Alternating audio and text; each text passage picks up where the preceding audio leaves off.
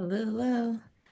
All right. Good morning, y'all. Welcome to Time to Thrive on February what is it, the 5th today? February 5th, 2026. Holy smokes. It is exciting today because the sun is out. It is shining all over the place over here. Eason can attest to that. It is a gorgeous after or morning here on the beautiful West Coast. But more importantly than that, we're going to talk about a subject today in our training session that is so near and dear to my heart. And it's something that so many of us get wrong. And I'm happy to be here to try and course correct as we do this. But beyond that, too, we have Mr. Eason starting with us right now. So welcome, Mr. Eason. Hello, hello, my friend. We'll give you a chance here Thank you. to, yeah, introduce yourself, what you do, how awesome you are, and then we'll go from there in a bit.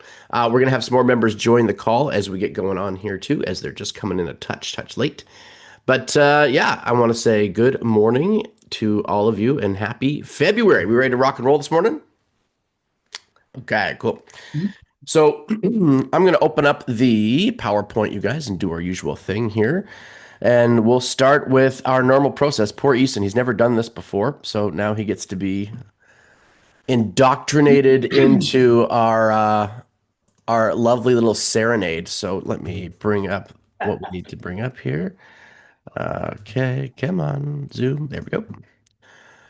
Share my screen over to my slideshow. Okay, welcome to Time to Thrive, session number 3, all about magnetic branding.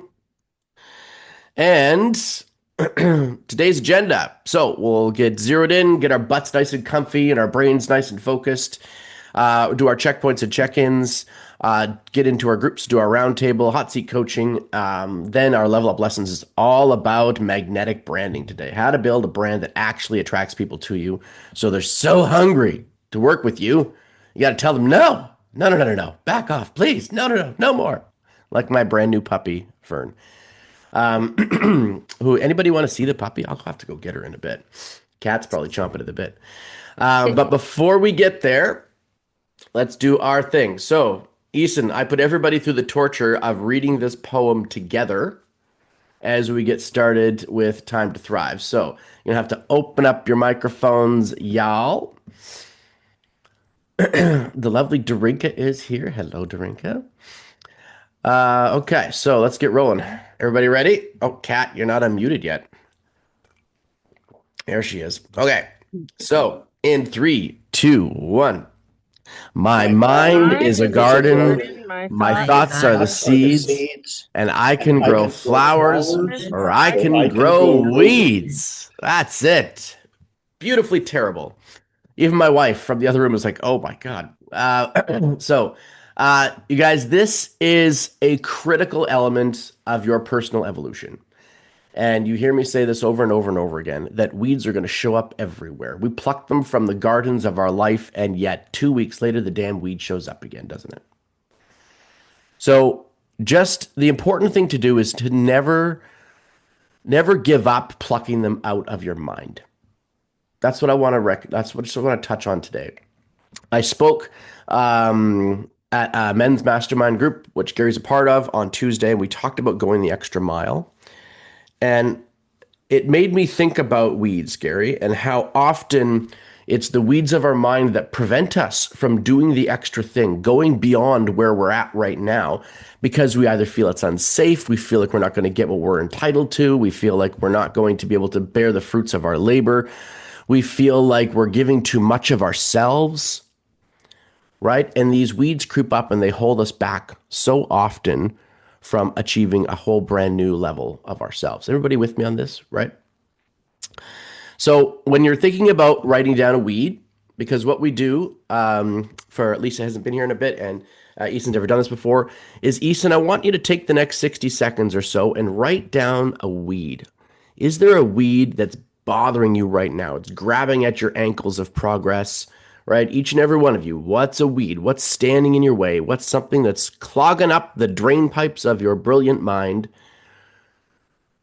And let's make sure that we get a chance to get rid of that later. So, what is a weed? This could be something you keep encountering, except for Kat. She's no longer allowed to say time management. It's something you could maybe be running into all the time. It's a limiting belief that you just know is not really true, but you keep practicing it. It could be a sudden thing that's just popped up that you're like, I don't know how to deal with this. And it's holding me back.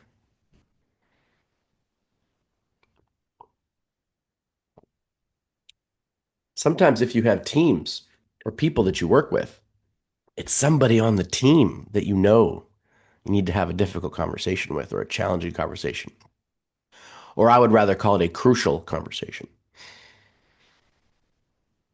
Or someone in your life that you need to have a crucial conversation with. Carrie's like, that's Lisa says that's me. Do you have to have the conversation with you, Lisa? Is that yeah? I've got to sit I down, do. Do I good owe you? stern chat with myself.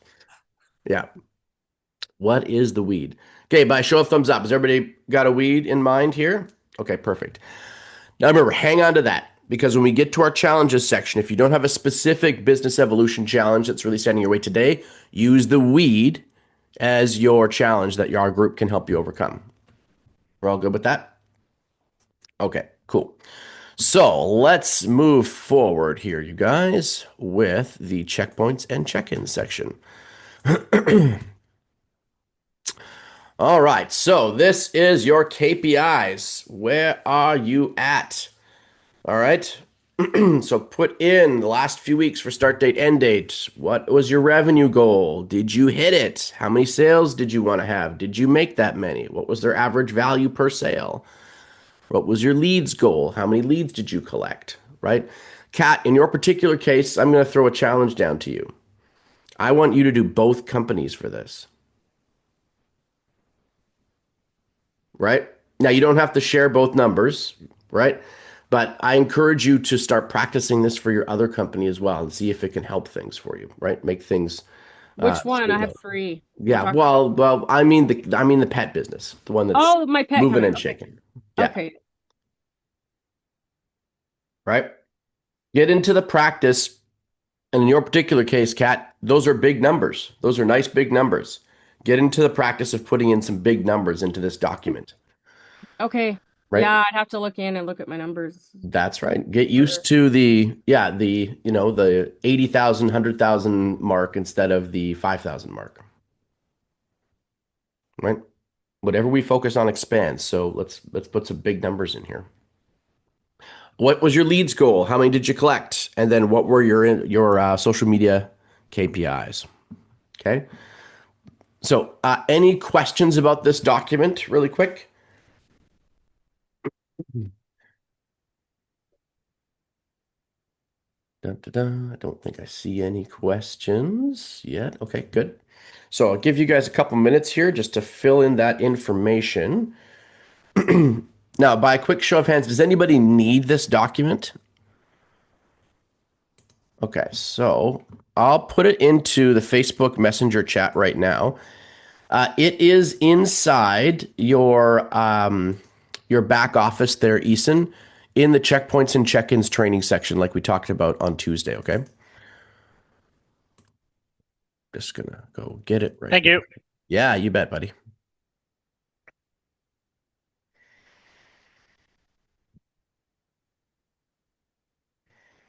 Now, there you are. Oh, Michael, I have a chance here. I just need to say I have to drop off in like 15 minutes because I am taking Arthur Babley's Conscious Mastery Academy this week. okay, And I've got some homework to do and it starts I need to be off at 12:30. So okay. Not a problem, Gigi. I wanted to come and just see your all beautiful faces, get me motivated first. Yeah, very cool. No problem at all. Okay, so I put that into the messenger chat, you guys, for the checkpoints and check-ins document. And you've got that in there. And so this is one of those things, Eason, that you can print off, right? And you can have access to all the time. And it's just a very effective way of keeping track of, as you would know, being in the marketing space, the high level numbers that you need to take a look at. make sure that your business is heading in the right direction. It's your compass, as it were, right? And like Gigi's tracking some TikTok stuff instead of some of the other social media KPIs. So be sure just to change this and tweak it based on what you want your business to be accomplishing. Okay, good. Now, has everybody had a chance to fill out their stuff here? Okay. So, by a quick show of hands, who was able to hit their revenue goals for the last 2 weeks? Able to hit their revenue goals for the last couple of weeks? Okay, we don't have any revenue goals. All right. What about leads collected goals? Does anybody hit their leads goals? Gary's got a big head nod. Gigi says yes. Okay, good. And let's hear from you guys for a sec. So, what was it that Gigi and Gary did to make sure that their leads goal was being met? I talked to Engagement. people. Oh, go ahead, Gigi. Yeah. Same. Well, with we said the same thing. Engagement. Talking to people. Yeah. Okay, good. Excellent. So, really just getting out there, Yeah. right? Is that like just that kind of simple, Gigi? Yeah.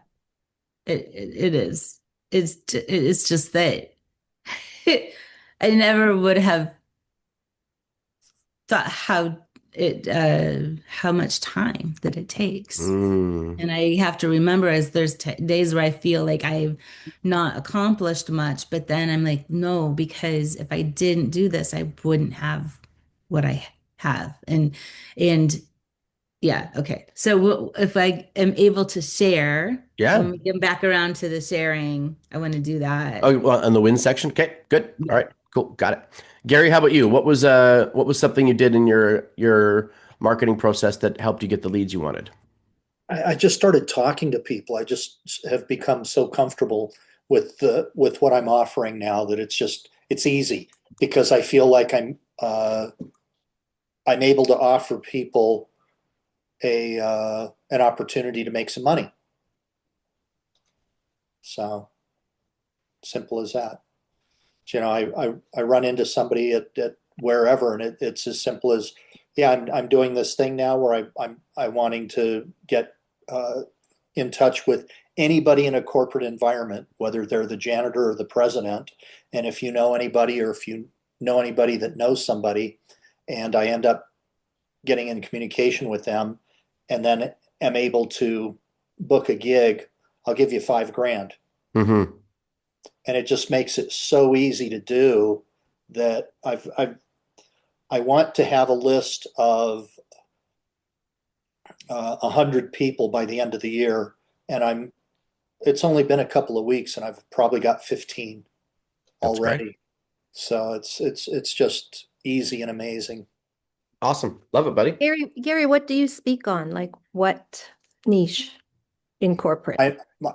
We're speaking. Well, initially we speak to mental toughness, which is psychological performance training, with the goal of getting sales teams. There's always a bottom 10% of a sales team, and those guys and their regional VP are probably always about this close to being fired. And so what our program does is we bring them out of that bottom 10%. We get them over their base, the corporate baseline. And the gentleman that I'm in partnership with now, he's got over $1.3 billion worth of increased sales for Fortune 500s. And so it's just easy. Wow. It's become easy for me to talk about. It's become easy for me to communicate. It's become easy for people to want to be a referral agent. It's just, I haven't gotten any leads, or I haven't gotten any corporate leads as yet. However, I've been telling the people I've told about this so far, I'm telling them I'm not ready to, don't do it yet. I'm not ready yet. I'm not ready yet. My mentor wants me to, I'm going through an intensive speech workshop right now. I'm probably devoting 3 to 6 hours a day on public speaking. And that's where I'm at right now. And so it's probably going to be another 2, maybe 3 months before I start telling my people, yes, let's go. Give me corporate leads. And then it's only if we get a gig and we get paid, then the referral agent gets paid. And so it's just simple and clean, and it's That's just great. nice. Very cool, Gary. Thank you. Okay. Awesome, guys.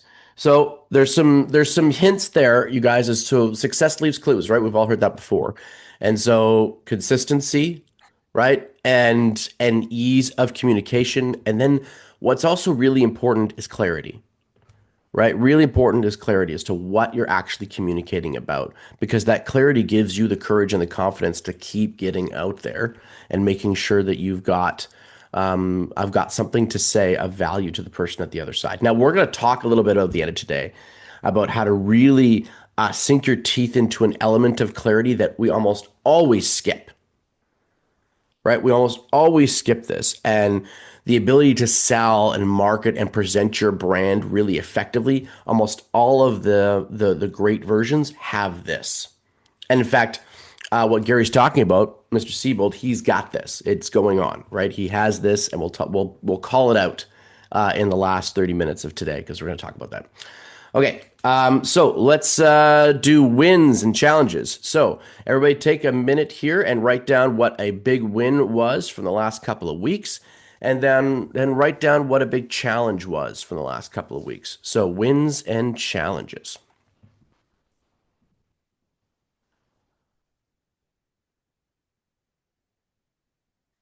Wins and challenges.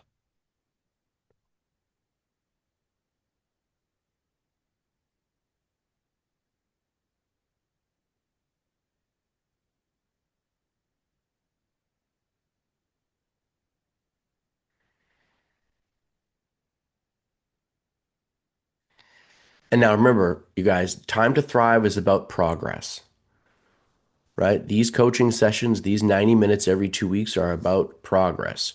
So make sure that what you're putting down here is something that you can fix. Like, let's get this moving here, right? Progress requires momentum and direction.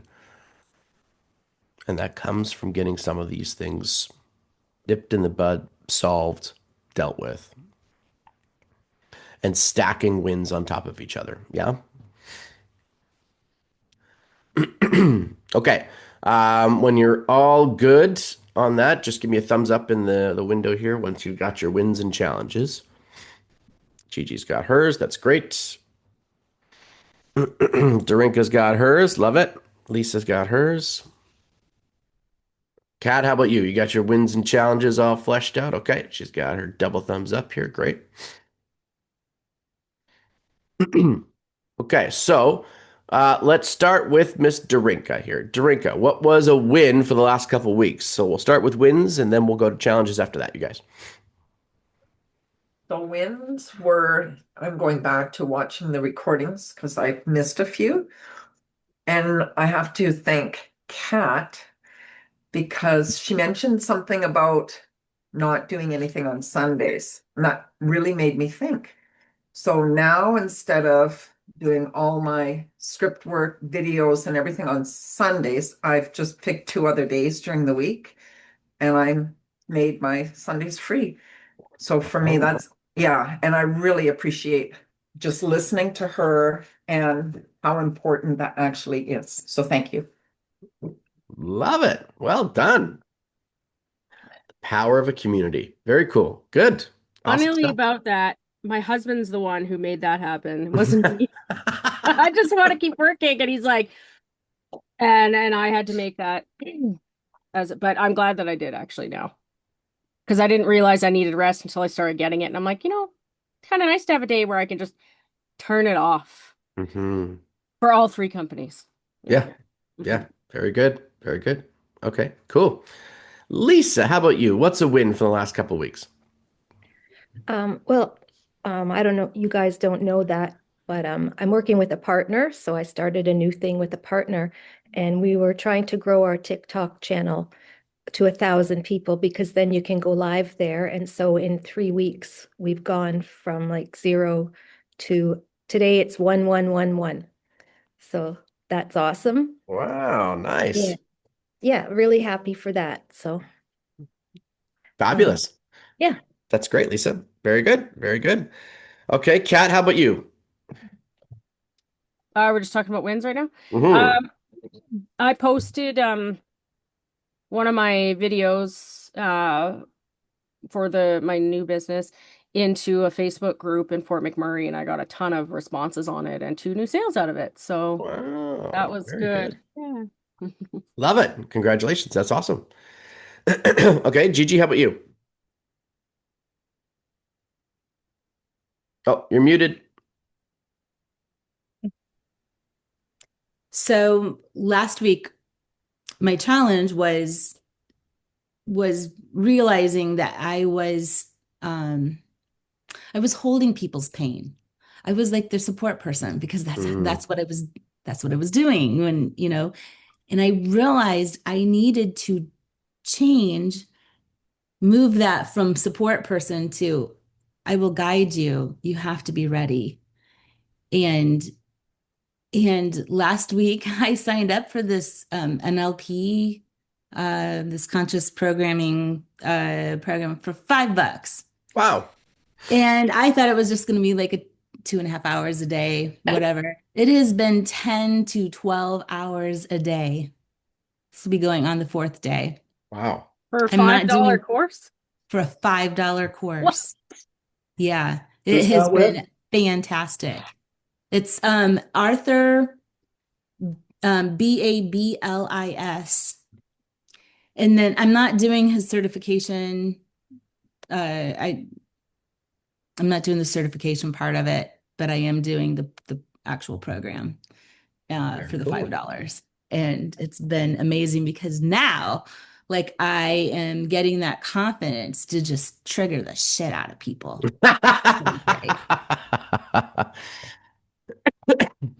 So give us one nugget, Gigi. What's one thing that's popped out of the program so far for you? If you could isolate one thing, besides the fact that you want to trigger people to make sure that you can guide them somewhere.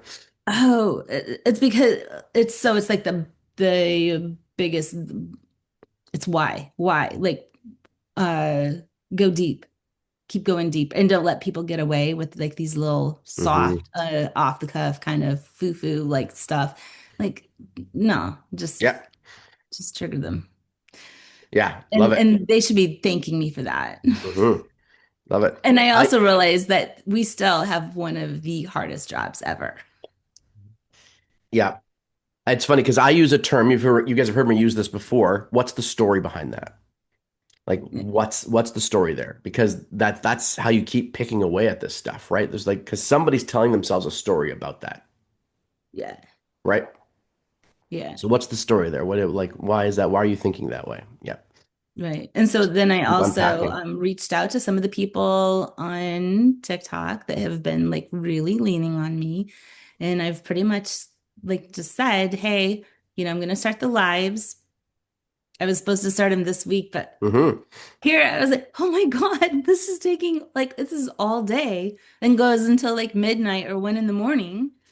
He's a big Tony fan, so like you can imagine.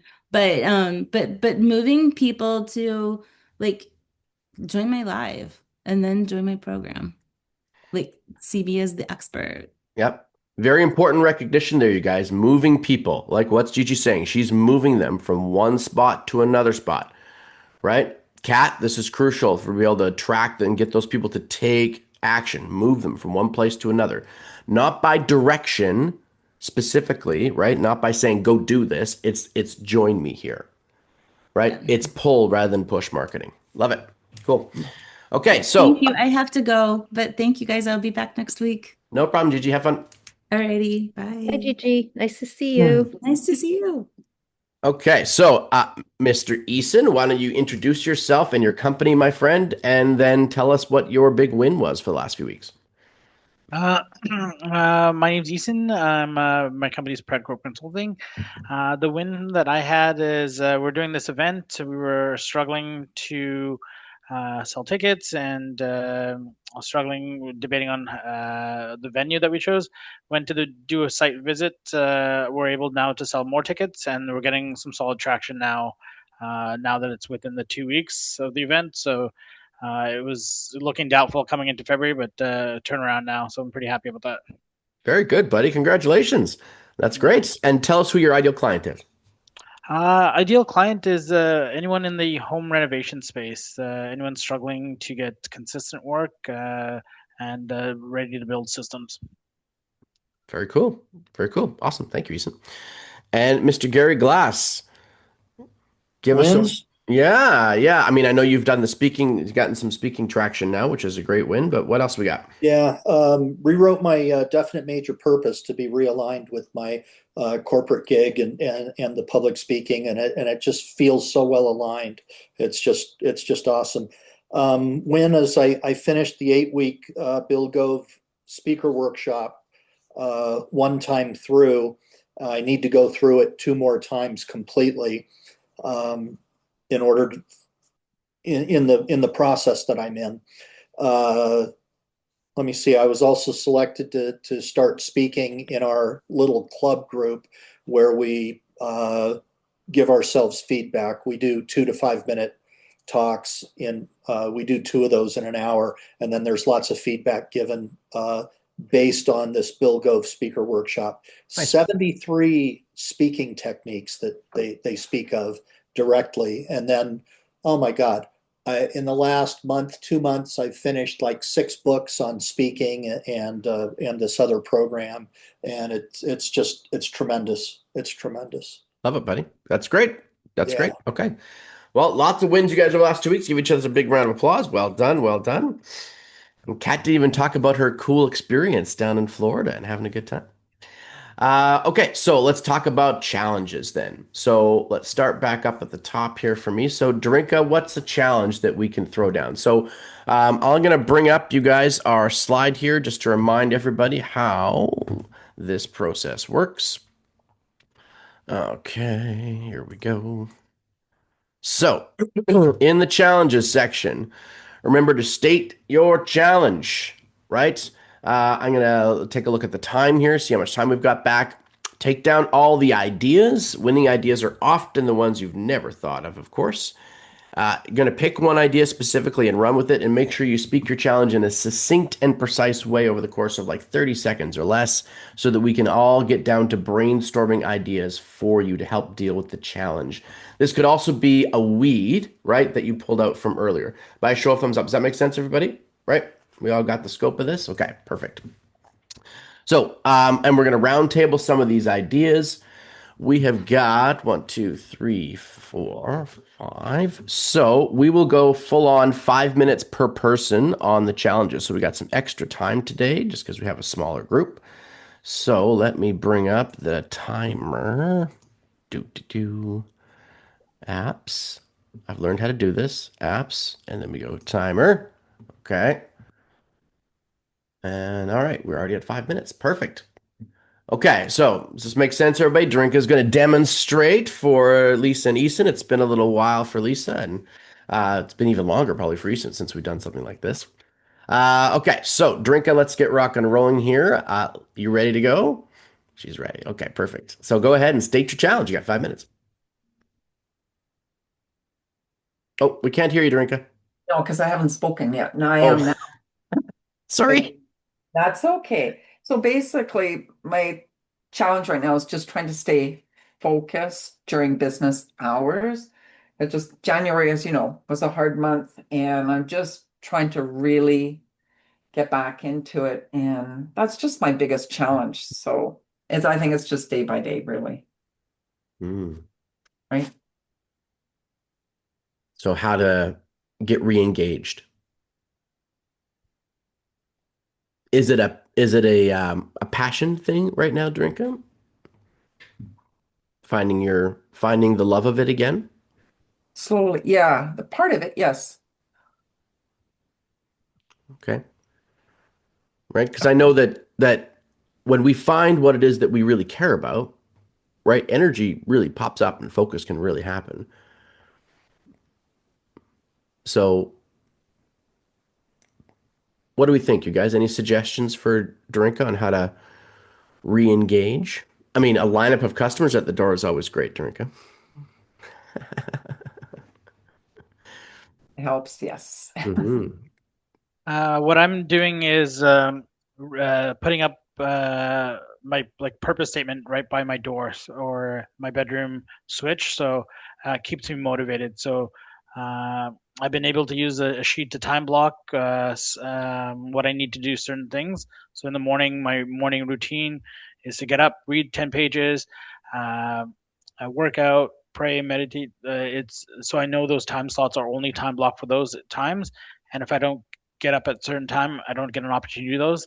And then I'm reevaluating my purpose statement. So putting them somewhere visual for me, having something visual that you see often and keeps me on track, keeps me motivated. And if I lose my purpose, I know here's my why. I can see it every day, and I keeps me on track. And the time block is a key for me. Awesome. Thanks, Eason. Anybody else have any thoughts for Mr. Darinka here? I just think that like Eason was saying, focus on your, what it is you want, focus on your goal and seeing it in all of its completed glory and aligning with that, getting highly charged, emotionally involved with that. It'll build, it'll, that you've had the emotion before. In fact, even right now, think of a time when you were super emotionally charged with your business and how that felt. What did that look like? What did that feel like? What did that sound like? Even in the context of, I don't know, maybe you were at an event or something. How did that taste? What foods did you eat when you're at an event associated with that? How did it smell? Get get in tune with all of your physical senses with respect to that that emotional state, that feeling of really loving what you do, because you've had that before. Yes. Yes. Yeah. Feel it. Feel that right now. Right now. I mean, right now. Think of that time and feel it, hear it, see it, smell it, taste it right now.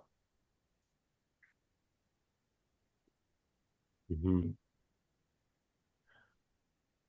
Yeah, I think, you know what, Darinka, having known what you've been through in the last 5 weeks, I think it would be foolish to think that everything else wouldn't feel trivial.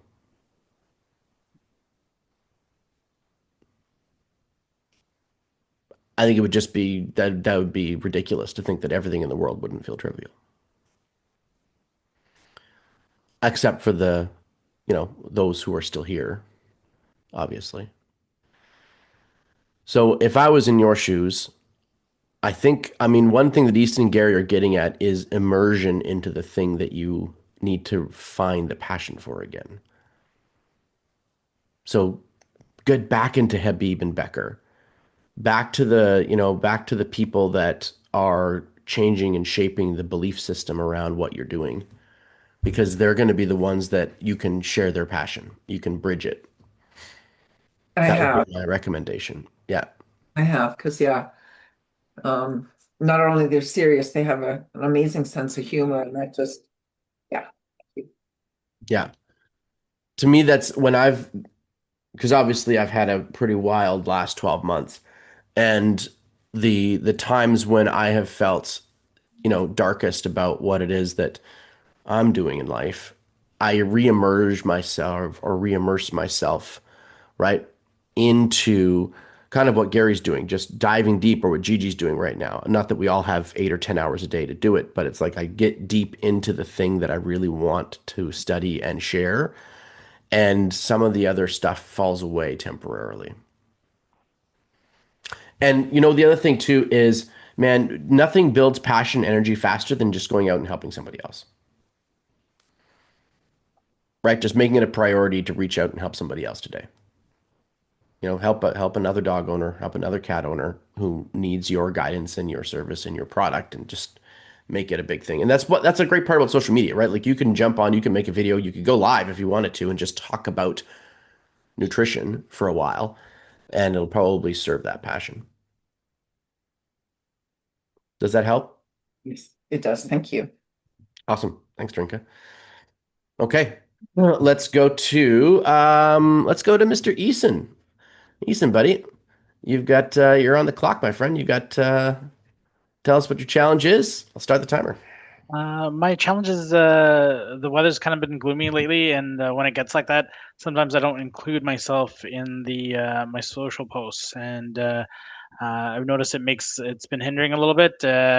Now that the weather's been more inclined to do it, and the event coming closer, I'm getting back to my comfortable skin. But I've seen it being consistent with involving me directly and putting my face out there has been challenging the last month or so, I would say.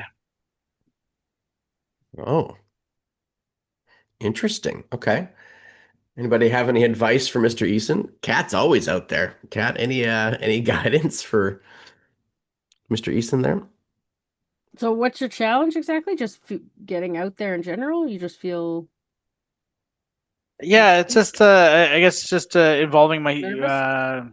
yeah, sometimes just a little nervous about the content, or I'll film it and spend way too much time auditing it, editing it and then sometimes I just don't feel like posting it. I'm like just overthinking it, I guess, is my challenge with it. Mm. I know for myself, I was really nervous at first because I thought I was going to suck at it. And it's funny actually because my challenge today was similar. It's like I've been putting out so much content and I'm like, are people getting bored of seeing my face on there? Like, I don't know. But I think for you, you have to just get it out there because there is nothing more attractive to other people than people who are confident and getting out there. So the fact that you're putting out videos and putting them on there is stuff that 90%, 95% of other people wouldn't do. They wouldn't have the, the gumption and the bravery to actually go and do what you're doing. So be proud of what you're doing and put it out there. And will you have to tweak things? You'll get better at it as you go. Trust me. I was so nervous at first. I was shaking and my videos were terrible, but they weren't too bad, but they weren't that great. But now I can whip out a video like, I did 5 videos in like an hour last week. It was just like bang, bang, bang, bang, bang. And yeah, so the confidence definitely comes as you do it, but I've had people come out of the woodwork and be like, "Oh, I love your videos." And like it does make an impact even if you can't see it in comments and likes. Like people are Mm-hmm. watching what you're doing, whether you can see it or not. And it does make an impact. So just keep doing it. Love it. Great, Kat. Thank you. Feel free to jump in, you guys. Anybody else? Thank you, Kat.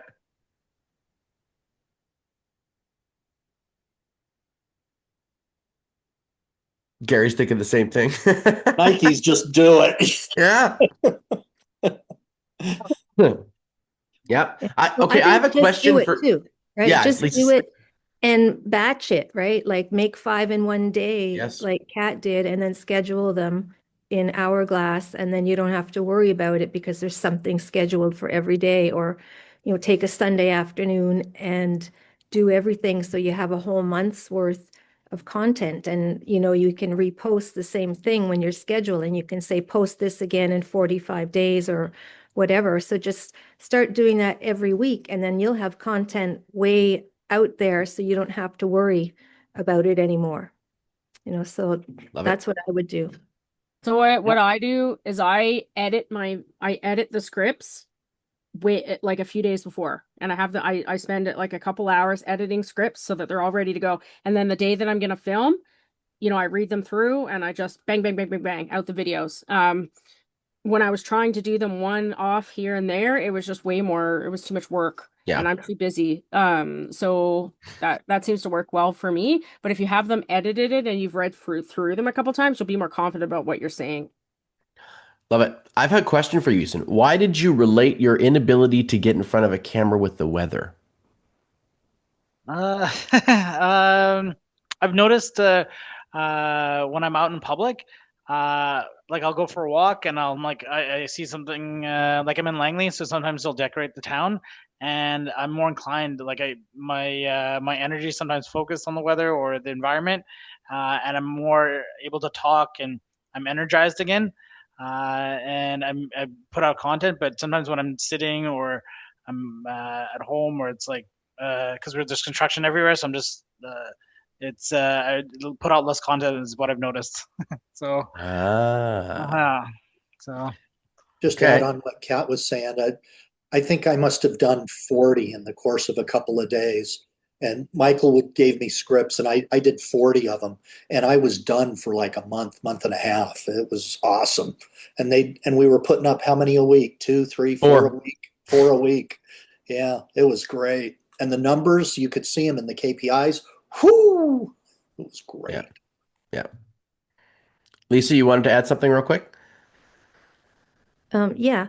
So if you think it's the weather that's affecting you, you can buy these lights like from Philips that you put it on you in the morning while you're doing your morning routine for 15 minutes, and it's like, sunshine. It's like a blue light, and that can really help, even though it doesn't seem like you're doing anything, but it really helps your body, and that might make you feel better. So try that. And then also, like we did a summit with 28 speakers, so I have a lot of content. So I just get clips of that content. We use StreamYard, and StreamYard can make clips for you from the videos or CapCut or whatever. And so I'm always posting those. So I have tons of content, and we do a masterclass every 2 weeks. And so from those, I've got content too. And then in between, we can go live, right? Just to spice it up, having live included. So just, make sure everything you do, you record it so you've got content, and then you can just use it over and over again. All great suggestions. But I'm going to do what Gigi was talking about, which is pick at this for a second, because I think there's a deeper element, Eason, that's about discipline. Having known you for the better part of a decade, right? It's one of those things that it is discipline that builds the confidence and the courage to continue to put your ass out there.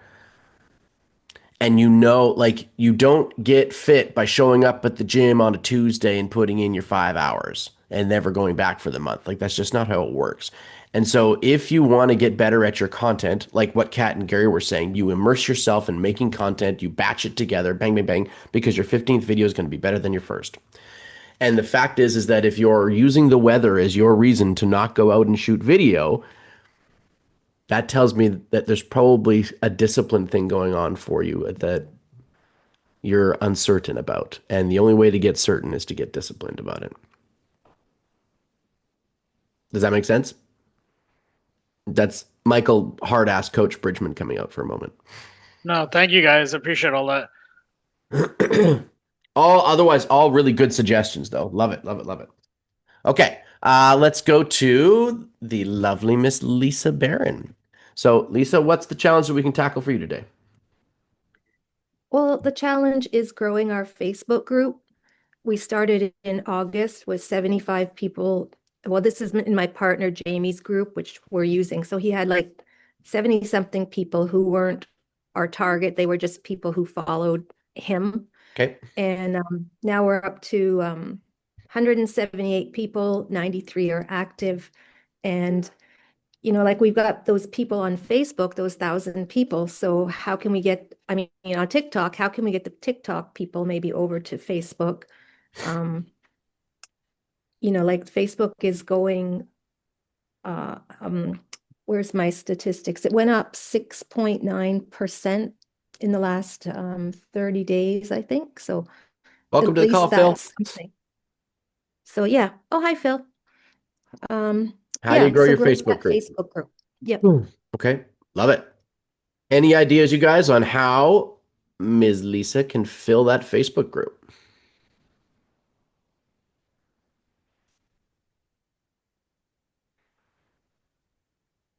Any So thoughts? for me, when we add when we friend new people, what we do is I just shoot them a quick message. Hey, I just want to introduce myself. I'm Eason. We help home renovation service customers. We have a little group and segue them right into there. We private message them, and then I make sure I try to friend like 30 people a day, and then 5 of them convert. and then I'll message them, get them into the group, and and then just putting content, and then anyone that engages, just invite them over. Okay, Yeah, that's good. love it. Yeah, Eason's built a I couple like of the very effective groups, Lisa.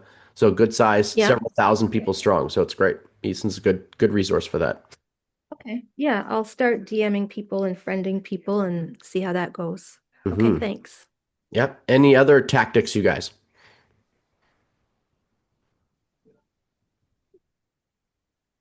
I do have a lead magnet, and I'm going to make a little email collecting funnel that I'm going to stick in there so they can get our book for free. Nice. That might help a little bit. Yeah. So strategically speaking, right, and Eason could probably speak to this as well. The idea behind building a Facebook group is to make it something that is exclusive. Right. Mhm. So whenever you want to build a group of people, you have to do one really important thing, Lisa. You have to identify who you want in there and why being in there is better than being out.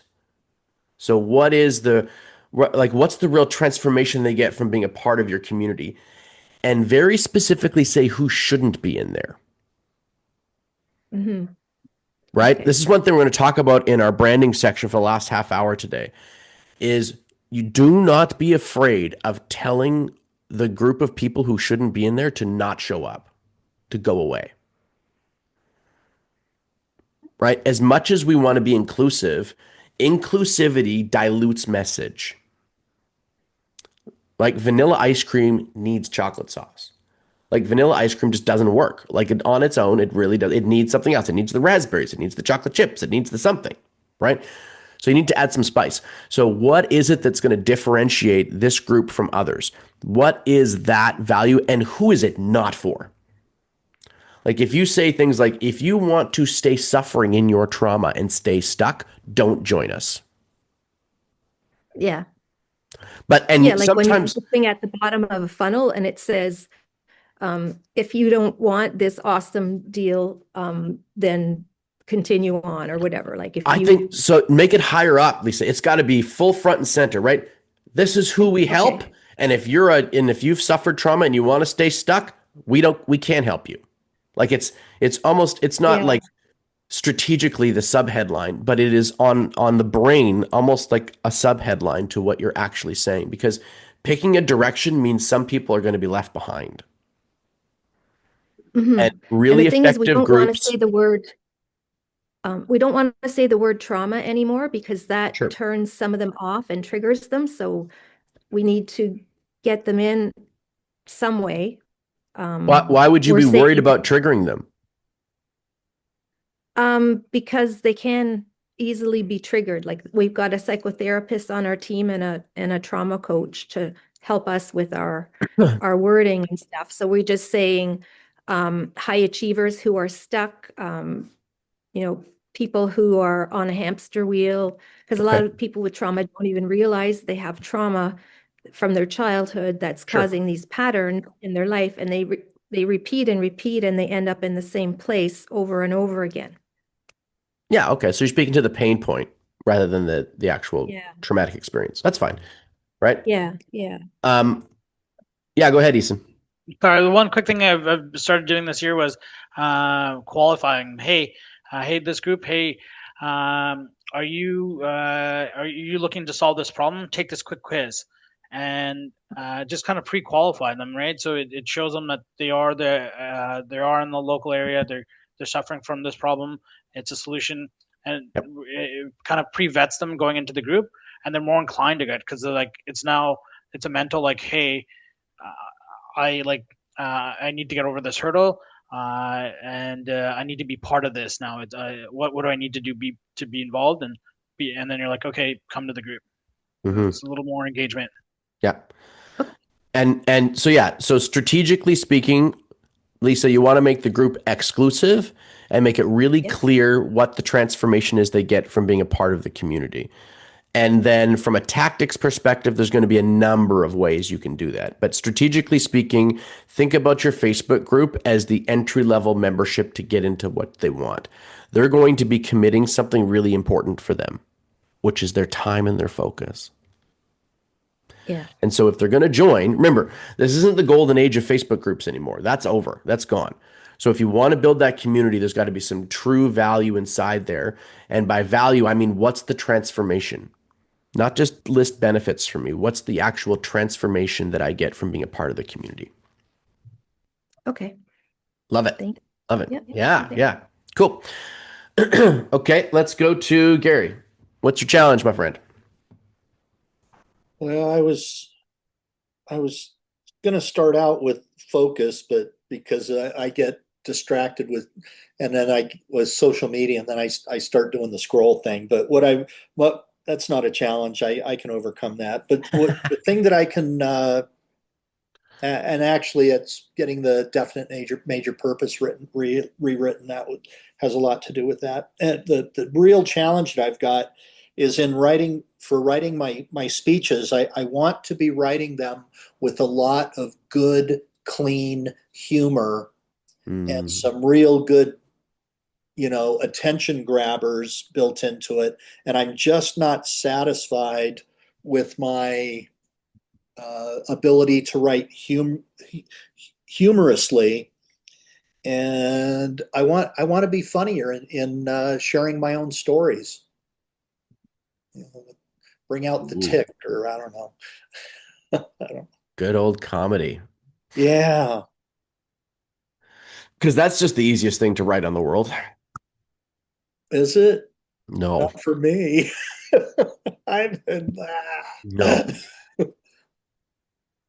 Okay. Any suggestions, you guys?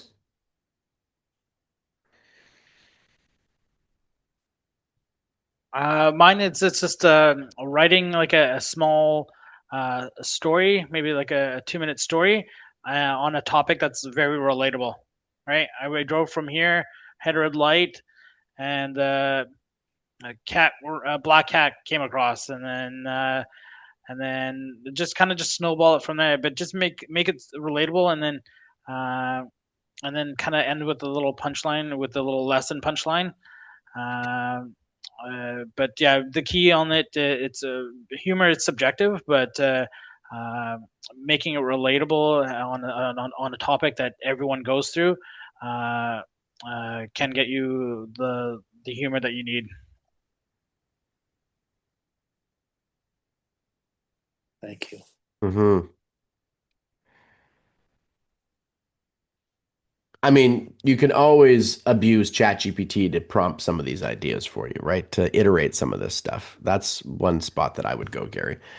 I know you don't want to, but it helps fill the white page, is my point. Yeah, see, I've been writing a list of like stories that I've got a list of probably 40 of my own personal stories that I want to turn into vignettes, 2-minute, 3-minute, 5-minute little stories. And when I put it, I don't know, chat seems to be about as funny as I am. See, that's funny. No, it's sad. So okay, so if you're not naturally like a really good comedy writer, me having been in the performance world for the better part of 2 decades, I'll tell you this. The best way to make people laugh is to make them laugh at you. So Right? The easiest way to make them laugh is to make them laugh at you. So self-deprecating humor, stories with, your pants fall down kind of stories. Like those are the ones that people can relate to, they can laugh about. Yeah, the sewer shower. Yeah, like just all the sewer shower story. That's funny. Yeah, those things are great. Like the misunderstandings. Like there's a person who does translations, and he's putting a book together of international misunderstandings, and how it'd be funny. The words that we understand the way a foreigner would understand the English language. Like the Nova is a car, to go to Spanish, and it means no go. Or the Monty Python, always look on the bright side of life type of thing. Yep. Lisa, go ahead. Yeah. Yeah, I was just thinking about if you actually put those stories into chat, and then if you go find some videos of people who you think are doing it well, get transcripts of their videos, put them in, Mhm. and do background research on all the funny people and all that stuff. Like dive really deep into it with chat, and I'm sure it can give you some humorous things, and also ask chat to interview you so it really knows how you speak and how you think, and just give so much to chat um, that it'll know. 2 weeks ago, I was on a thing with Russell, right? You're with Russell Brunson too, and he was using something else called, it's not chat, it's like Namus or something like that. He says it's way Manus. Yeah, I was using Manus. Manus. Yeah, and he also, I didn't get it, but he was giving everyone in funnel certification program all his swipe files and all his research. Yeah. So it made me look at his technique because, he's very successful. Look into that. And guys, really quick, if you're telling stories, the thing is the person receiving the story, right? What Lisa was talking about there is really crucial, right? Like the person receiving the story has to know that it's yours. It has to feel like yours, right? All that stuff. Videos of Robin Williams. Yeah, well, that might not always be clean there, Mr. Phil. One of the greatest comedians of all time, but I wouldn't say he's the cleanest.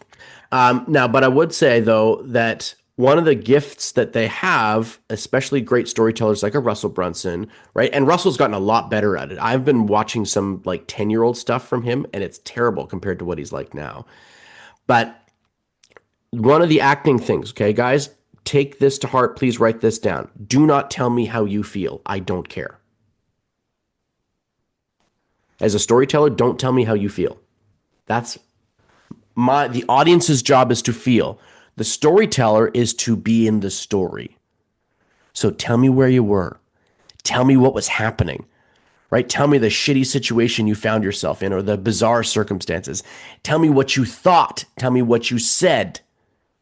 It's my job as the audience to feel, not yours. So in a story, I could be telling them, imagine this, and No. they can feel however No, they don't use imagine. really. No. So I find myself at the bottom of a sewer pipe and there is sludge just pouring onto my face. Right. That's exactly where I was going. Okay. Don't tell me to imagine anything. All you're doing is wasting air. It's like my wife going into a table in a restaurant saying, "Can I get you guys something to drink tonight?" Obviously, I'm at a restaurant, right? If she goes in and says, "So are we having a wine night or a beer night tonight?" Now you've given me direction, right? And I'm jumping on this, Gary, really fast because we want to set the scene. Pardon my language, but fuck setting the scene. Put me in the moment. Okay. The bullets are flying. James Bond is leaping from one pillar to the next. Just start the story. Imagine James Bond, and he's standing there on it. No, we don't care. Just put me in the damn story. Right. Right? You've just wasted time. And what happens in the mind, you guys, is the person watching or listening says to themselves, what's the purpose here? If you start a story with, let me take you back to, in a galaxy far, far away, what happens is you give the audience time to question you. And now you got to fight for their engagement. Yeah. You've got to fight for their attention. Whereas if you say, okay, like I'm standing there and the sewer pipe is just pouring Mexican crap onto my head or whatever, like whatever situation it was. People are going to be like, what are you talking about? You've grabbed their interest. Look, Lisa's laughing, Phil's laughing. Like you've grabbed their interest. I'm going, where does this go? Where does this story take me to? Right? If I said something like, so I'm scrambling up this tree and that leopard is just like 6 feet behind me. And I'm praying that I can get up the tree fast enough. Right? I'm saying to myself, oh my gosh, Michael, move your tiny freaking ass. Get up this tree as fast as possible. And that leopard is just pounding. It's coming, right? You're wondering to yourself, okay, well, what happens next? Rather than me going, okay, so here I am, I'm in the savannah. And I'm on one of these safari tours. You're going, why is he telling this story? You see the difference? There's an energy difference and there's an audience reaction difference. If you take your ability to put them immediately into the sense of action, everything changes. And it allows you to be funnier, Gary, because you're not fighting for their attention anymore, right? You wind up just being funny because they're imagining the situation. Don't tell me to imagine. You just act it out with your words. And I don't have to imagine anything. An actor doesn't get on stage and say, imagine me as a police officer. Right. No, they just are the police officer. You have something you want to add there, Lisa? Yeah, I took a course from Eileen Wilder, and she's really funny in her speaking too. And she says you start with the first sentence is like with I, but then you switch. So it's not about you anymore, it's about them. And you go, have you ever, right? Have you ever, whatever, fallen down the stairs and the heel of your shoe broke off, and then you had to walk like that at an important event and it was embarrassing and whatever Love it. and whatever. Love it. But that's her technique. So Yeah. maybe that, and watch her because she is really funny, and just the way she talks, it's Thank you. hilarious. And she's Yeah. she just like that. It's funny. And this leads into the accessing the back door to the brain stuff that we were talking about a few weeks ago, Gary. Yeah. Right? Agreed. Otherwise, you're fighting through the frontal cortex because they're trying to figure out why you're what are you talking about? Why are you telling this story? Very good. Thank you. Yeah, you bet, buddy. Okay. Miss Cat, what can we throw down onto the table for you today, my dear? I have such a hard time with these challenges all the time. I just like, anyway, I've put out a ton of content, as you know, for since last August. And I sort of had this feeling like, are people gonna get sick of my face? Because I'm always sort of doing my face in front of a nice background and just talking, and like, how can I keep people engaged in wanting to hear what I have to say? Because I was talking about lacto for a while. Now I'm talking about entrepreneurship, and I'm also talking about, omega-3s now and heart attacks. So my content has changed, but like, I don't know sort of how to like maybe I need better headlines, or maybe I'm just overthinking it. I don't know. Great challenge, because we're all going to have that question. It's a good one, Kat. So what do people think?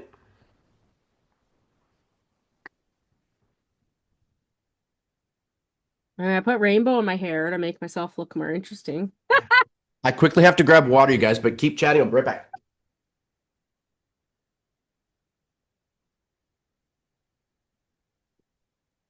Yeah, I'm curious how you keep the if you're doing social media on 3 different businesses, how are you not confusing your audience? Not that I'm So- certainly not the expert at that. I'm not sharing Lactigo stuff for anymore. I'm concentrating more on my other business because it's more impactful for people's health, because we can show people with a blood test what their risk level is for a heart attack, and how much inflammation their body is producing, and how well their cells are absorbing nutrients. So everybody's popping pills for supplements, but they might not be doing anything because your cells don't absorb any of it. And this blood test can show you exactly what's happening in your body in real time. So that is more, I'm on a mission of love now to share that, because it's impactful for people's health and their longevity. And this conference that I was at in Florida, people are being poisoned by big pharma and our food. And we have a solution for that. So anyway, so I'm not really sharing Lactigo anymore. I was all through August, and I didn't get that much out of my videos, so maybe they sucked or people just weren't interested. But the few videos that I've done for this new business, I'm getting a lot more traction on, and I think it's because it's a more important conversation. It's like, do you want to know your heart attack risk? Like, that grabs Right. people's attention, right? And It's something a client, a customer can learn about. Hey, we've got this test. We can find out if you're affected right now. And Okay, but guys, for focus purposes, we have to help Kat with her problem. yeah, so how do I worry that people are just going to get bored seeing my face constantly. Like, So let's reframe so do I this. need to change my background? Kat, just hang on a second. Kat, let's reframe this. Lisa, you were just talking about Russell Brunson. Have you ever been bored of watching Russell Brunson's face? No, I can't get enough of him. There you go. So, Kat, Yeah, this is in your head. He's magnetic, right? Yeah, but it's nothing to do with that. It's that you are going to get bored of your face. Nobody else is. Oh, so, and I think maybe the more that I do the videos, the better at it I'm getting. Like I am getting better at it. Sure, but remember, guys, it's not about that, right? There are some, remember, people put out, like Mazda has been putting out commercials and car ads for 70 years. Some of them suck, and they sucked yesterday. And the one they did 22 years ago was better. This isn't about sucking or not sucking, it's a volume game. Okay, you are trying to push through the noise of a very busy world with lots of stuff going on. The only way you're going to do that is with your face, your message, and your consistency. Some videos are going to really hit, some are going to stink. It doesn't matter. You just have to keep showing up. You're never going to hit a video that is just so absolutely perfect that everybody that could possibly love it is going to love it. It just doesn't work that way. There's too many things going on. Now, if you want to change it up for you, there are recommendations. So get moving. Walk. Walk and talk videos are much better than standing still videos because there's a visual movement going on behind you, right? Changing angles. Doing videos that look like you're on a podcast, not just talking direct to camera. Those are kind of fun. So you talk, it would be as if I'm talking this way. Yeah, and I'm having a conversation this way, right? So it feels like they're intruding into the conversation. Taking video of something beautiful, like I could go down and I could sit on a beach, right? And I could film the ocean and talk, but it's just the ocean, right? So that's something Shanna started to do quite a bit, and it was really helpful for her. She would just film the horses. That's smart. Maybe I should do that when I'm in Hawaii next week. There you go, right? So these are all, you should absolutely do that in Hawaii, right? But these are all ways of changing up the creative process for you, because what you're talking about is you getting bored, not your audience. That's the deep part about it, is that this is a you getting bored of doing this talking head style content than your audience. Your audience is never going to get bored of it. Okay. Right? Now, what we're about to talk about as far as branding goes adds to that, though. Like it adds to how to make sure that it doesn't get boring. Okay? So we're going to talk about that. But does that help? I just want to, because we have, just for, speed purposes and time purposes, you guys want to be respectful of everybody's time. We want to get to the branding stuff. I wanted to move that along. Right? But does that help, Kat? Yeah. I'll try yeah. Okay. Cool. It'll be a lot easier for me in the summer when I can go in the yard. I got Sure. too many kids' toys all over my house to make a nice video of me walking Yeah. around. But like sitting down cross-legged in front of your bookshelves, right? Mm-hmm. Just a different angle. Yeah. Just okay. different angles, just changing it up, like putting a stack of the entrepreneurial books that you love sitting right there and talking about your top 10 entrepreneur books. Like these are different ways of shifting up the content. Okay. There you go. Think and Grow Rich on the back of the phone. Yeah. Nice. Yeah, as Phil said, persistence. You keep repeating the message, right? Not everybody's hearing it every day. You guys have heard me share before. Christine McGee from Sleep Country. Why did they do so many radio ads? Because people are going to buy a bed 6 times out of their entire lifetimes. I have to be the first person that they think about. So I have to do radio all the time, everywhere, because I never know when Lisa's going to have to buy. Right? And I want to be top of mind. Okay, cool. Does everybody get good value out of the challenges process and the brainstorming ideas there? Okay, perfect. So let's jump into branding. Let's do this, you guys. This is so darn important. And it's actually becoming more important. In fact, we had a conversation in my internal meeting yesterday about the dangers of artificial intelligence coming for us, right? As far as content creators and as far as info brokers and as far as even training, Gary, right? Like even what you guys are doing, people are going to be able to soon have artificial intelligence accountability stuff that's going on in some of these things, right? And it gets really tricky. So how do you stand out? It's all about your brand.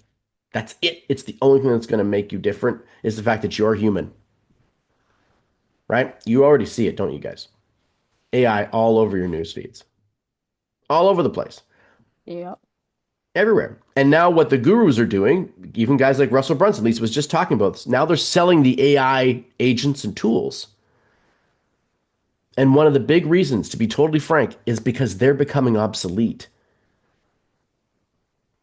Right? It won't be long before you'll have a chat that just says, hey, act like Russell Brunson and connect all these ideas together for me. And you don't need Russell. And so the trick is, and they know it, guys, they know it. That's why they're doing it. That's why they're pushing so hard now. That's why they're constantly investing in these tools. So, keys to building a timeless content brand. Now, I'm adding some things to this particular setup here.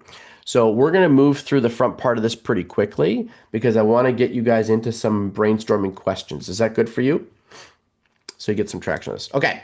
So the way I see it, content is ads. Ads are content. We've just adding some style to this. 63% of people value authenticity over high production. 63%, right? And in fact, that number is actually going up in the latest research from 2025. This is a 2024 stat. So what does that mean? That means way more people want you to be authentic and you rather than have pretty lights and a nice background. Right? We're seeing this with the rise of what I was just talking about, the podcaster style content, where it's not highly polished. It's nothing like that. It's just two people having a conversation with microphones, right? And we listen more than we even watch. I'm sure all of you guys have experienced this, yeah? Yeah. 70% of consumers feel closer to the company after consuming its content. How do you build trust in an untrusting world? Well, you follow the research. 70% of customers feel closer to a company after consuming its content.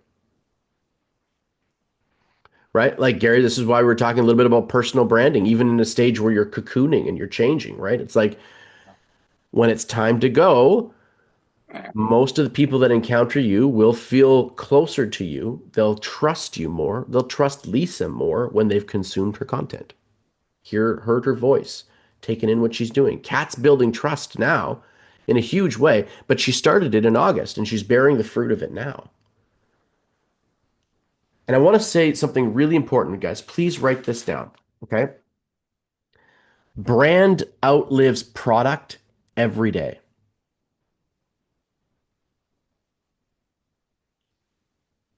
I'll say that again. Brand outlives product every single day.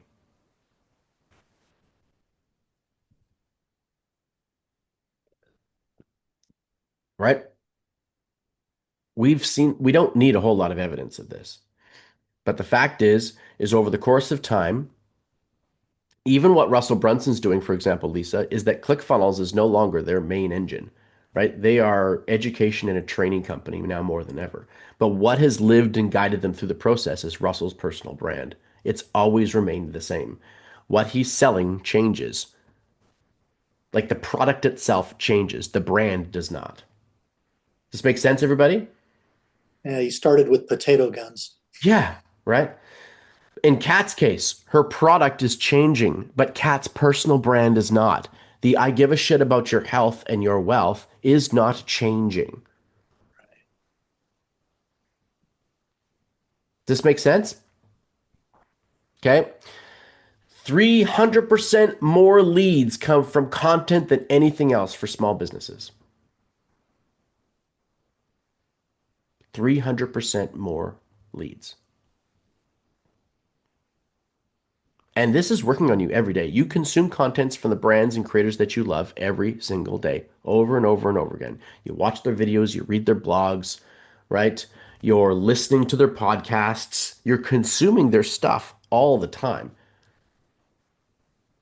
It's getting close now that YouTube is becoming more watched than both Amazon Prime and Netflix together. Together on a daily basis. That is crazy. And YouTube is amateur created content. These are not professional content creators. They're amateur content creators. Some of them are really polished and would be considered basically professional adjacent. But YouTube is an amateur content sharing tool, right? Why is that? Because it's brands that you trust and that you love. So, quick exercise. All right. Write down 5 different content creators, companies, and or brands that you love and that you trust, and then why you love and trust them. This is a very good exercise for you to understand the value of what you're doing. Everybody with me on this? Don't reinvent the wheel. Follow the pathway that's already been carved out.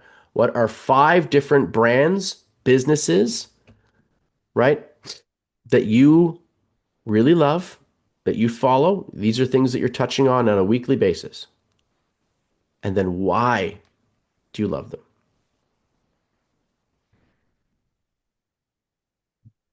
I've got my example up there. It's the CanucksArmy.com blog. Why do I love it? Well, because I'm obviously a glutton for punishment these days. But the fact is that I'm a rabid, sadistic Canucks fan, and they share information about my favorite team from relatively trustworthy sources, unlike a lot of the other crazy bloggers from their basements. And I go there for information, trust, and to feel connected. So 5 different brands that you trust. I like this one right here, acquisition.com, right? Alex Hormozy, one of my favorites, right? I love that guy's no BS way of attacking problems.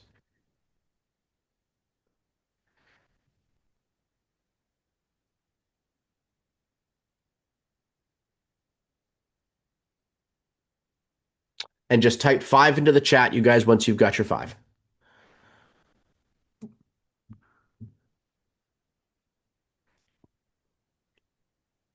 Drink has already got her 5. Love it. And I know Habib and Becker are up at the top of that list, probably, or darn near close. Lisa's got 5. Good. And Eason's got his 5. Excellent. Okay, now everybody's getting their 5 in. Just real quick, one sentence. What's one of your favorites? Okay, what's one of these 5? And tell us why. Very quickly. You've got like 10 seconds to tell us. Darinka, you start. Yeah. Planet Pause. Mm-hmm. Because it's just, I love the way they give out all their information. They're very kind, respectful, and informative and humorous. Love it. Okay, there we go. So that's fulfilling a number of things for Darinka, right? It's about the way she appreciates her core values, kindness, right? Information. So it's not just random stuff, it's educational, right? But it's also funny. These are all things that obviously Darinka finds value in. Boom. If we wanted Darinka as a client, right, and we were creating something, this would be important to remember.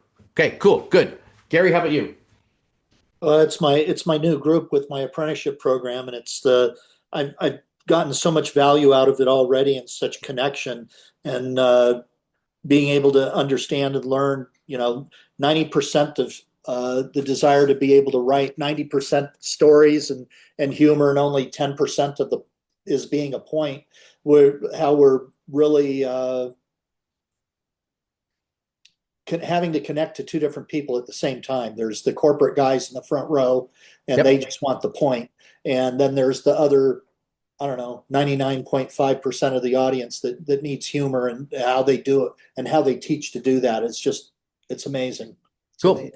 amazing. And so there we go. Something important for Gary. He needs eureka moments. Right? As an audience member, Gary needs aha moments. Yeah. They're his dopamine hit, right? For my people, yeah, that I'm serving. Yeah. Absolutely. Okay. But you need it, Gary. Like you're consuming and enjoying what you're doing because of that dopamine hit of that progress. Yeah. Right? Yeah. Like what I'm doing here, you guys, is what are the 5 different content creators or brands that you love? Why do you love them? So you can identify what makes you tick. So that you can recreate, okay, what is going to make my audience tick, and how do I make my branding illustrate that? See what I'm getting at here, you guys? Use yourself as a template and model. That's who you know the best, and then apply it to who you want to attract. Not that you need to attract people that need eureka moments, Gary, but recognizing what you get out of something so that you know why you can build that in your brand. Okay, cool. Lisa, how about you? Well, for me, it's Stephen Bartlett, the Diary of a CEO guy, Mm-hmm. because he's vulnerable. He tells his own story and bits of his own life, and he has really interesting guests in different fields. So it's always something different, but it's always really interesting because they are experts. Mm-hmm. And I know I can go anytime and there's content that's going to be there. Makes you feel smart.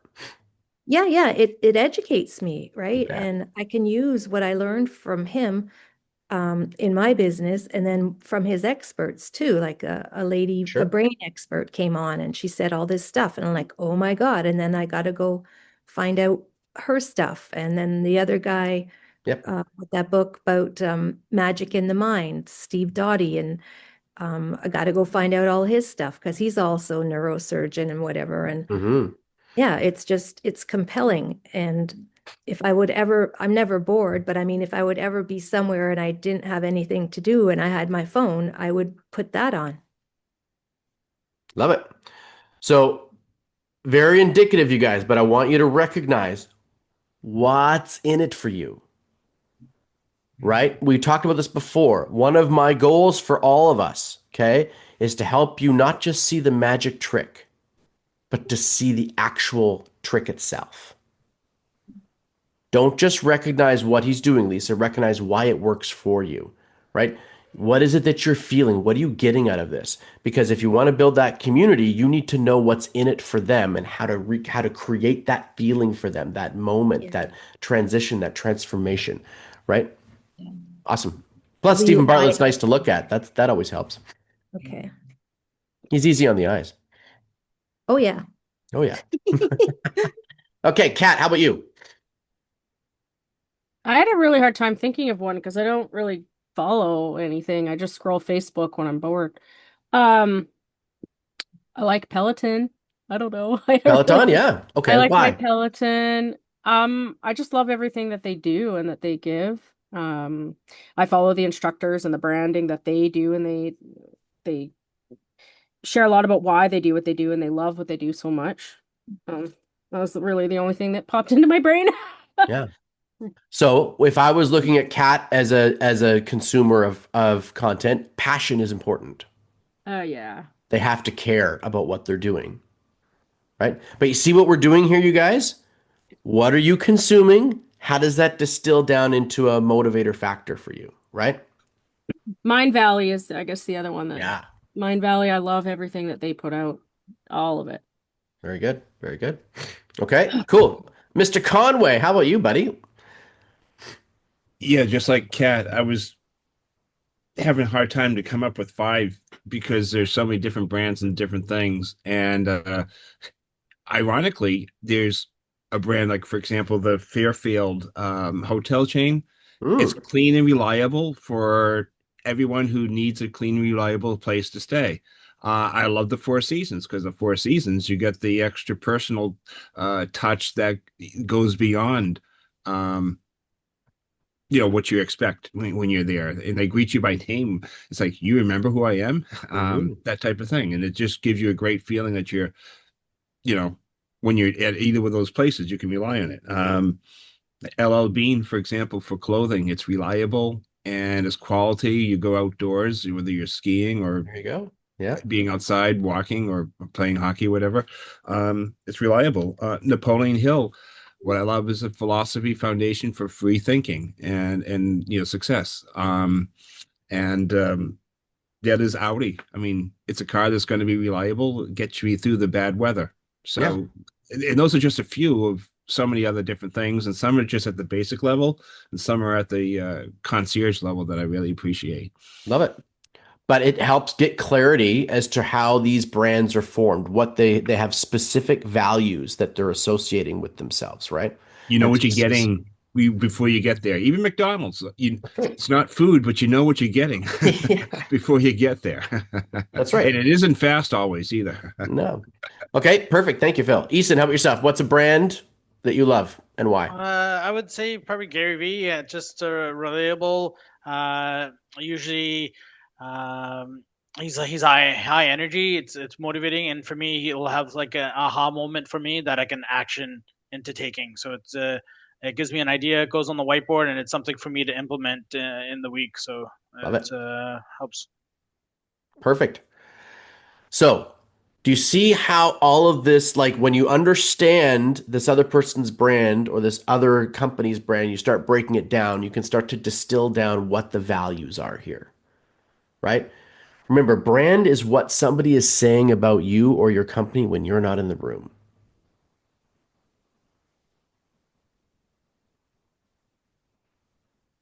Brand is what they're saying when you're not there.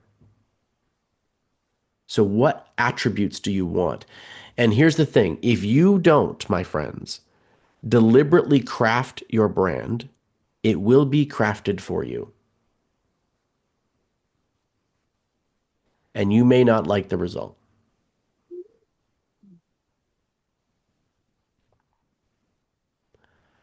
Building your brand is not about choosing your colors. It's not about your logo. It's about an intentional decision as to what type of attributes and values you want somebody else associating with you and your company. Right? Phil talks about going into the hotel and them knowing his name. That makes him feel a certain way. That, I am guessing right now, my friends, is a part of their branding strategy, is to make people feel a certain way. And there's all sorts of micro tactics within that bucket to ensure that that feeling happens. And what too many people do is they think that their content is going to just show their brand, that just being out there is going to show their brand. Brand is intentional. It's by design.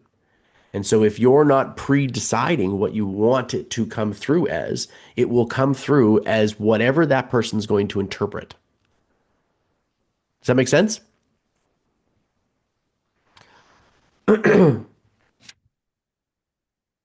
Okay.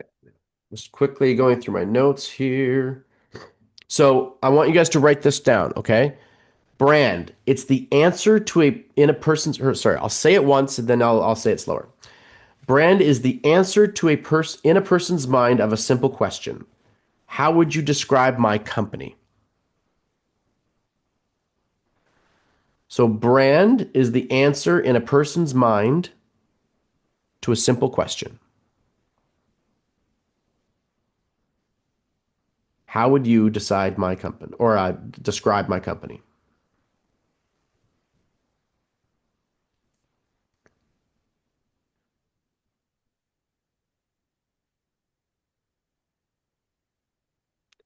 And then ultimately, put in its most simple form, brand is either you, your personal brand, or your company's brand, and what it's associated with. Right? Alex Hormozy has this great example where he stands on a stage with a pile of money. And he says, if I'm up here and I'm talking about business and wealth, and I've got a pile of cash beside me, I'm associating piles of cash with Alex Hormozy. If he stands on that same stage and he talks about the same subject, okay, but he has a missile launcher on the table instead of a pile of cash, we will associate him differently. That's just the raw truth of it. So brand is an association of things. Does that make sense, everybody? Okay. So as far as the one major thing that is not done often enough, here it is. And I have a series of questions. We didn't have a chance to get to them. I'll make sure that they go out to you guys today. Okay. So these are 7 questions that I want you to answer. But what is not done enough in your brand, in fact, in most marketing, is define your villain. Who are you up against? Right? If Lisa wants this community to grow and flourish and people to jump the line and get involved, you have to have a common enemy. One of the most powerful ways of uniting a group of people is by all basically locking arms and saying, that's the bad guy right over there. whether that is an actual, like Kat used the term like what big pharma is doing or something like that. I can't remember the term you used, Kat, but like what big food corporations and big pharma is doing to our health. She's got a villain she can point at, right? That villain could also be, are you procrastinating? Are you staying stuck? Do you fear that things that happened to you when you were young are actually paralyzing you in your life? Right? Are you haunted by things that have happened in your past? You can't seem to let them go. And whenever you're about to make a really big breakthrough, this creature comes out of the closet of your life and grabs you and hauls you right back to your place. Where's the villain? You have to point to the villain. And part of your brand, it doesn't need to state it in the branding statement, but you need to be making sure that your brand is declaring who the villain is. Is everybody with me on this? You need a monster. You need a dragon for you and your crew to slay.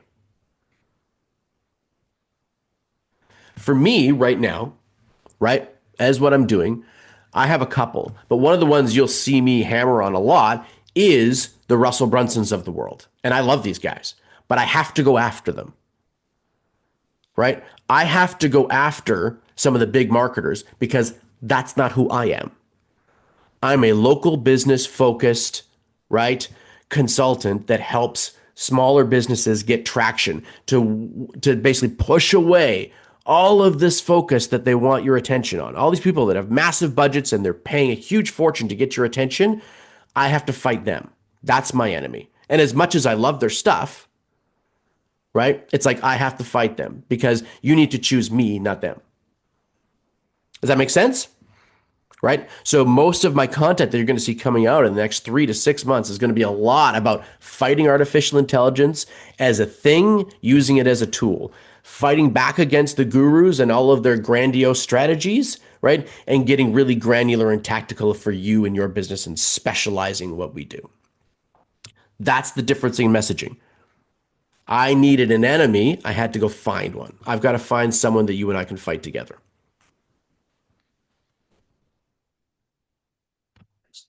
What's that, Gary? Choose your enemies wisely. That's right. That's right.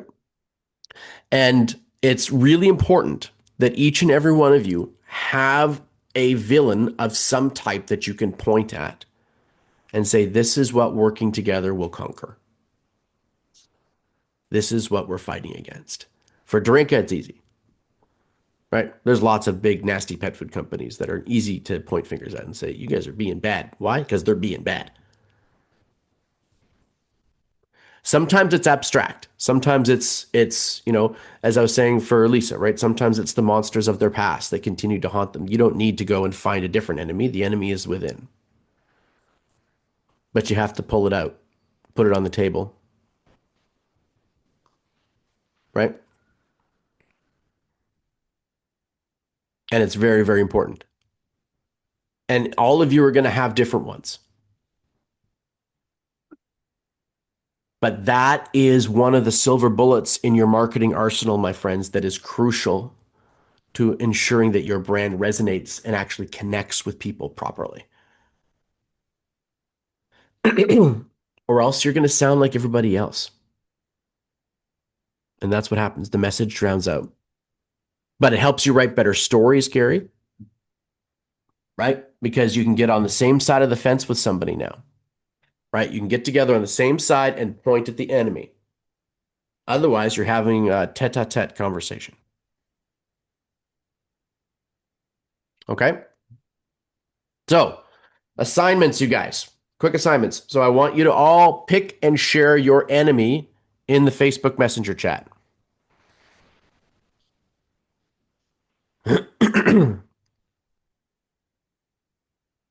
Everybody got me on this? Pick and share your enemy in the Facebook Messenger chat. I want to see them no later than Saturday morning. Pick and share your enemy in the Facebook Messenger chat by Saturday morning. The next thing, okay, is I want you to make sure that you identify what the 5 core values or attributes, okay, that somebody watching your content is going to get from you. They feel smarter. They get educated. They feel inspired, right?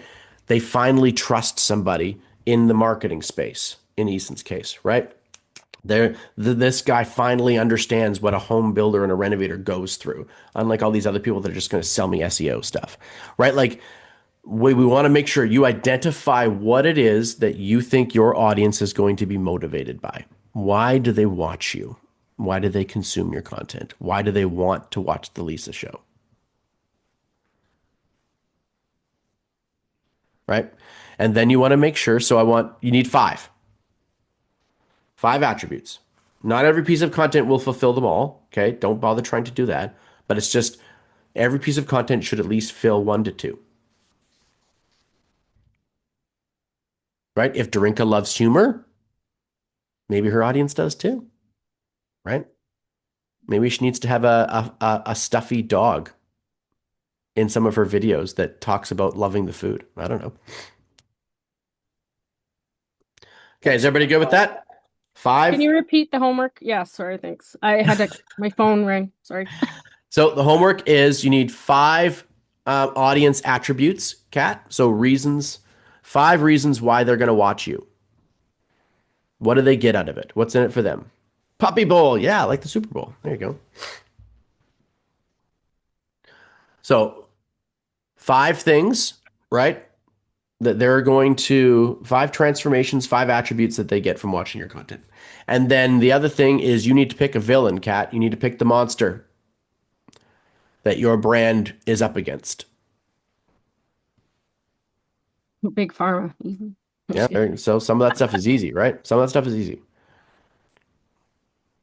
And what's great about that is that it will create dynamic content for you because, and not by the nature of the content itself, but by the subject, you will create a dynamic response. You will get some people who are like, well, Big Pharma did this for me, right? Blah, blah, blah, blah, blah. In Gary's case, he wants to help Big Pharma, right? Like we're looking at, remember, each of you are your own individual businesses with your own villains. And in essence, what you're trying to do is say, anybody who's for this, I'm against it, right? And so one of the things I wanted to bring up, Gary, was Siebold and Trump. Oh, huge. Right? He has picked a villain. Yeah. And he throws that villain into his content and he goes after it. Why? Because it diversifies his audience and creates massive reaction. And the people that he wants to work with, they're probably not on Trump's side of the fence. Love him or hate him, doesn't matter. But I'm just saying that he doesn't want to be in a room with a whole bunch of people that he doesn't resonate with. So he's going to call it out now. Right? Wow. And so he's doing it, right? Like he's doing it. Like Gary's current mentor is doing this exact same structure. His brand is against Donald Trump. Love that, hate that. I'm ambivalent, right? From a strategic perspective, I don't care. I'm just looking at it from a strategic perspective, going. So a lot of his content right now is anti this. Why? Because he wants to divide his audience. Who's with me on this side of the fence, and I'm going this direction. If you're not with me, then you're over here, and we're not together.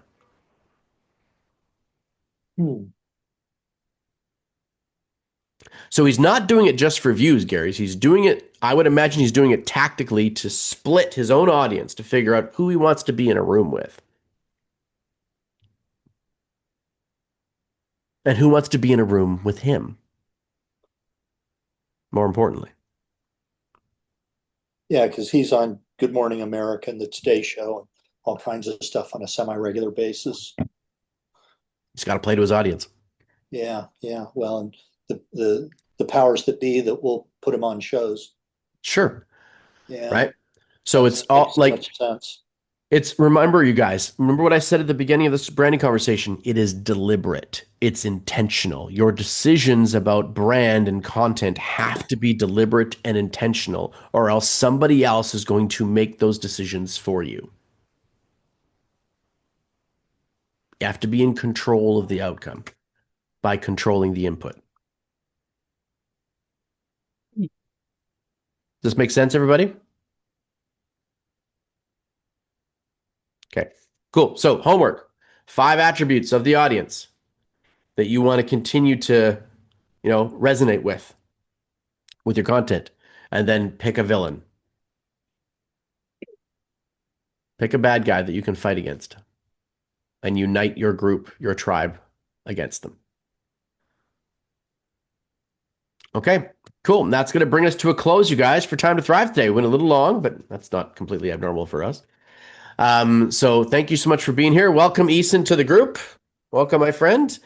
And so we share some aha moments here at the end just to wrap us up. So, Eason, why don't you get us started, buddy? What was a eureka moment for yourself? Just the the different settings on your on creating your content, and then even like the perspective on your brand, right? You said your brand is what someone says about you when you're not in the room, so it gives you a different perspective on what you're presenting and what you're getting out there in the market. Totally. Yeah, totally. Love it, my friend. Awesome. Thanks for being here, buddy. Mr. Phil, how about you? What was a eureka moment for you, my friend? Yeah, I'm going to say really getting what are those 5 transformations that somebody would have, and how do I push away the tire kickers, push away the people who, yeah, they're just kind of like there, but they're not really, I'm not attracting the people who really would be incentivized to work with me. That's right. Yep. I got to pick my enemy. That's what I got to do. It's like I pick your enemy, and that's uncomfortable. I have to not be afraid. I have to not be afraid of picking the enemy. It's not because of disliking, but it's just not my preference. That's right. Coming from that, so it's not being against them. It's just, well, it is being against them, but it's just being for something. But I'm wrestling with this in my mind, as you can tell. Yeah, that's right. That's right. That's good. That's good. Well, we're here in the chat to help you wrestle through it, buddy. Okay, Lisa, how about yourself? Well, for me, it's finding out who that enemy is, right? Is it an external enemy or is it the internal enemy? Mm-hmm.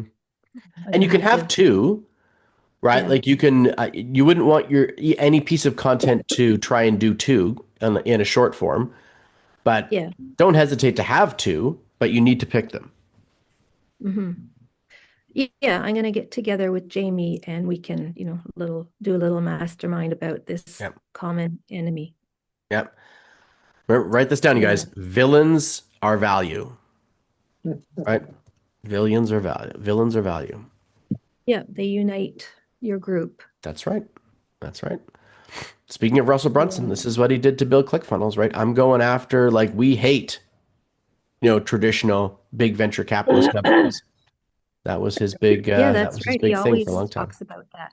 That's right. Yeah. Yeah, you bet. Always. Right? He doesn't do it as much anymore because he's become a lot bigger as a company. But the fact was, is when they were getting, ClickFunnels rolling a decade ago, that was their big enemy. We're against all of you guys, right? We're the bootstrap entrepreneurs that are using our last $10 to build $1 million company. That's right. Right? Okay, Gary Glass, how about yourself, buddy? And thanks for coming, Lisa. Love having you here. The whole recognition of my mentor using Trump as a villain. That was awesome. And then greatly appreciate a lot of the comments on the humor and Eileen Wilder and so forth. Self-depreciating misunderstandings. Love it, buddy. Recognizing that it's the audience's job to feel, and that I just need to present the story and let them feel what they were feeling. Mm-hmm. Yeah, that is one misnomer about rehearsal, is most people think that it's to try and memorize the lines and the blocking and everything else. But in a big way, it's actually to make sure that as the actor, you no longer feel anything. Yeah, and Steve talks a lot about what we're really doing is performing. That's right.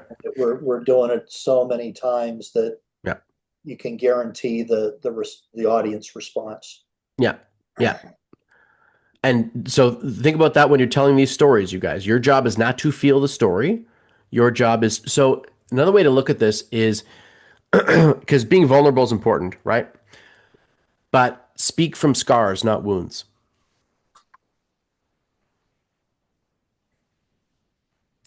Speak from scars, not wounds.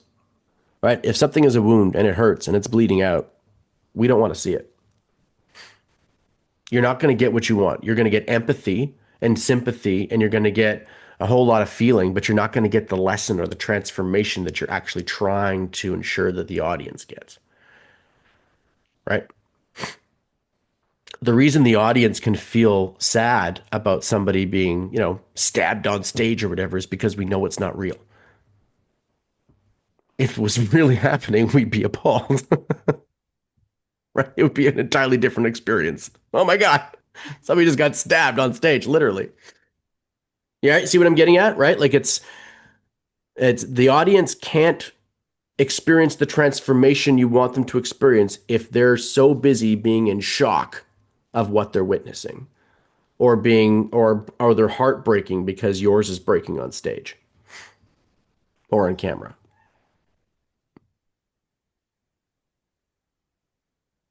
Okay, cool. Lisa, you want to add something real quick?